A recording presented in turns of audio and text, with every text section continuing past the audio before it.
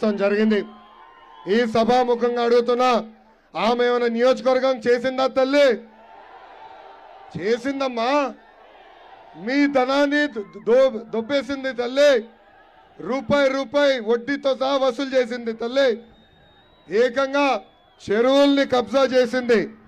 ఇప్పుడు 250 ఎకరాలు ఒక రిసార్ట్ కూడా కట్టింది తల్లి. మీరు తిరిగి వెళ్ళేటప్పుడు, మీరు తిరిగి ఊర్లకు వెళ్ళేటప్పుడు ఒక తెల్ల కలర్ బంగ్లా కనపడుతుంది. దాని ముందర 2 కానిస్టేబుల్స్ ఉంటారు. ఆ బంగ్లా ఆ తల్లిది. చూడండి, మీ డబ్బు పెట్టి ఎలాంటి ఇల్లు ఆ తల్లి కట్టుకుందో ఒక్కసారి ఆలోచించమంటున్నాం. అంతేకాదు, సెంటు స్థలాల పేరుతో పెద్ద ఎత్తున కుంభకోణం చేశారు. ఏకంగా వాళ్ళ కుటుంబ సభ్యులు కర్ణాటక నుంచి మద్యం తీసుకొచ్చి పెద్ద ఎత్తున మన నియోజకవర్గంలో అమ్ముతాం కూడా మనం చూసాం. ఇప్పుడు జగన్ గారికి అర్థమైంది ఈ తల్లి ఇక్కడ పనికిరాదని. ఆ తల్లి ఇక్కడ చెత్తని జగన్ తేల్చి చెప్పేశాడు. అమ్మ ఆలోచించండి, మన ఇంటి చెత్తని తీసుకెళ్లి పక్కనోడి ఇంటి ముందలేస్తే బంగారం అవుతుందా? అవుతుందా బంగారం? అలాంటిది ఆ తల్లిని వేరే నియోజకవర్గం తీసుకెళ్లి బంగారం అంటున్నారు. ఇక్కడ ఒక ఎంపీ గారిని తీసుకొచ్చారు. ఏంటో ఆయన పేరు? ఈయన జిప్ మంత్రియా వేరే మంత్రియా? క్షమించాలి, జిప్ ఎంపీనా? జిప్ తీసిన ఎంపీనా వేరే ఎంపీనా? అసలు మన జిల్లా పరువేది చేశారు ఇక్కడ ఉన్న ఎంపీలు. నేను అడుగుతున్నా ఈ సభా సాక్షిగా, రంగయ్య గారికి ప్రశ్నిస్తున్నా, ఎంపీగా మీరు అసలు ఏనాడైనా రాష్ట్రం గురించి అడిగారా? పార్లమెంట్లో ఒక ప్రాజెక్ట్ అన్నా తీసుకొచ్చారా? ఒకరి జీవితం అన్నా మీరు మార్చారా? ఏ అర్హతతో ఈరోజు వచ్చి కళ్యాణ దుర్గం ప్రజలు ఓటు మీరు అడుగుతున్నారు? మీకు దమ్ము ధైర్యం ఉంటే వెళ్ళి ఆనాడు జగన్ ఇచ్చిన హామీలన్నీ అడగండి. అప్పుడు వచ్చి మా ఓట్లు అడగండి. ఈ సభాముఖంగా రంగయ్య గారికి నేను తెలుపుతున్నా. తల్లి ఎంపీగా పనికిరాని వ్యక్తి ఎమ్మెల్యేగా పనికొస్తాడా? ఒక నియోజకవర్గంలో ఎమ్మెల్యేగా పనిచేయని వ్యక్తి ఇంకొక నియోజకవర్గంకి వెళ్ళి ఎమ్మెల్యేగా పనికొస్తాడా? తల్లి ఇక్కడ 100 కోట్లు దొబ్బింది. వేరే నియోజకవర్గంకి వెళ్ళి ఇప్పుడు 1000 కోట్లు దొబ్బేదానికి సిద్ధపడుతుంది. అలాంటి వాళ్ళకి మనం ఓటేస్తామా? అలాంటి వాళ్ళని మనం గెలిపిస్తామా?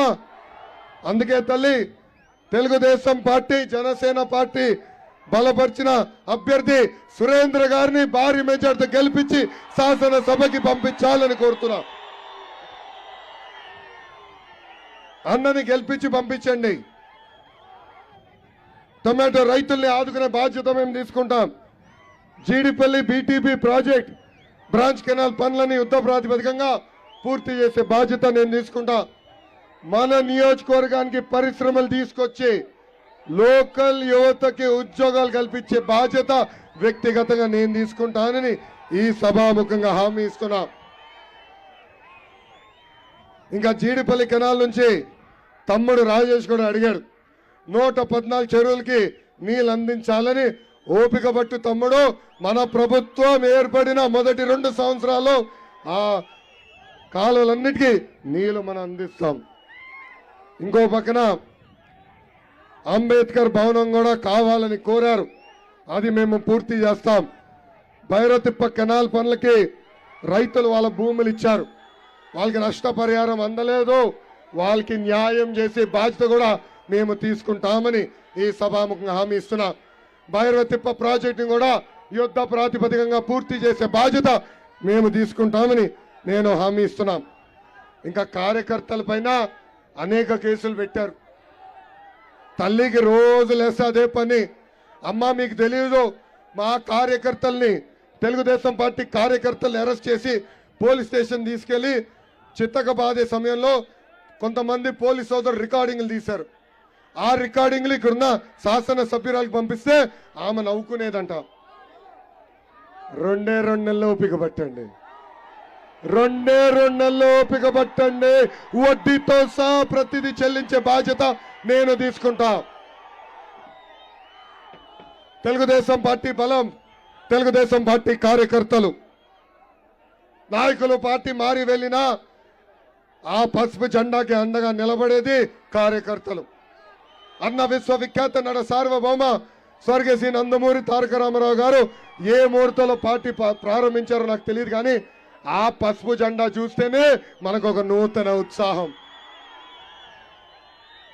వైకాపా నాయకులకి కార్యకర్తలకి boom boom president medal Andhra gold కావాలి, కానీ మనకి మన నాయకుడు పిలుపు రా రా కదలి రా అంటే పరిగెత్తుకుంటూ వెళ్తాం. నాకు అక్కా చెల్లెలు లేరు, అన్న తమ్ముడు లేరు, కానీ అన్న ఎన్టీఆర్ నాకు 60 లక్షల మంది అక్క చెల్లెలు అన్న తమ్ముడు నాకు ఇచ్చారు. ప్రతి కార్యకర్తని నా గుండెల్లో పెట్టుకుని కాపాడే బాధ్యత నేను తీసుకుంటానని ఈ సభాముఖంగా కార్యకర్తలకు హామీ ఇస్తున్నాం. గత 5 సంవత్సరాల్లో మన పైన అనేక కేసులు పెట్టారు, నా పైన కూడా 22 కేసులు పెట్టారు తల్లి. నన్ను ఇప్పటికీ 7 సార్లు పోలీస్ స్టేషన్ తీసుకెళ్లారు తల్లి. పోలీస్ స్టేషన్ ఇప్పుడు అత్తగారు ఇల్లాగా అయిపోయింది తల్లి. నాకు నా పైన అటెంప్ట్ మర్డర్ కేసు పెట్టారు, నా పైన SC ST కేసు పెట్టారు. ఆనాడే చెప్పా జగన్ కి ఈ లోకేష్ తగ్గేదే లేదు. చంద్రబాబు నాయుడు గారిని తప్పు కేసు పెట్టి 53 రోజులు రాజమండ్రి జైల్లో బంధించారు. ఒక పులిలాగా ఆయన బయటికి వచ్చారు. బాబు గారు చెప్పారు, బామలకే భయపడిన కుటుంబం మాది, నువ్వు పెట్టే చిల్లర కేసుకి మేము భయపడతామా జగన్? ఏ అధికారులు అయితే చట్టాన్ని ఉల్లంఘించమని ఇబ్బంది పెట్టారో, ఏ వైకాపా నాయకులు చట్టాన్ని ఉల్లంఘించమని ఇబ్బంది పెట్టారో వాళ్ళందరి పేర్లు ఈ ఎర్ర బుక్లో ఉన్నాయి. నేను వదిలిపెట్టను, జ్యుడిషియల్ ఎంక్వైరీ చేస్తాం. వాళ్ళని సర్వీస్ నుంచి డిస్మిస్ చేసి జైలుకు పంపించే బాధ్యత కూడా నేను తీసుకుంటానని ఈ సభాముఖంగా హామీ ఇస్తున్నా. తల్లి, ఈ బుక్ పైన కూడా సుప్రీంకోర్టుకి వెళ్ళారు. ఈ బుక్ సుప్రీంకోర్టుకి వెళ్ళింది తల్లి. పదే చెప్తున్నారు,